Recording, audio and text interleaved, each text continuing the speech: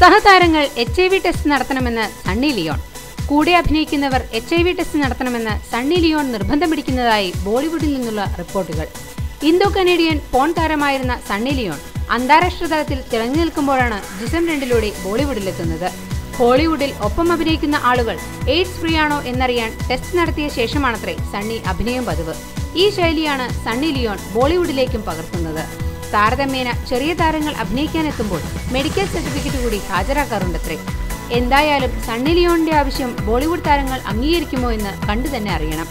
ശാരീരികമായി അടുത്തിടപഴകേണ്ട സീനുകൾ ഉണ്ടെങ്കിൽ സർട്ടിഫിക്കറ്റ് കിട്ടിയേ പറ്റൂ എന്നാണ് സണ്ണിയുടെ ആവശ്യം. എന്നാൽ ഈ റിപ്പോർട്ടുകളിൽ കഥയൊന്നുമില്ലെന്നാണ് താരത്തിന്റെ ഭർത്താവ് ഡാനിയൽ വെബർ പറയുന്നത്.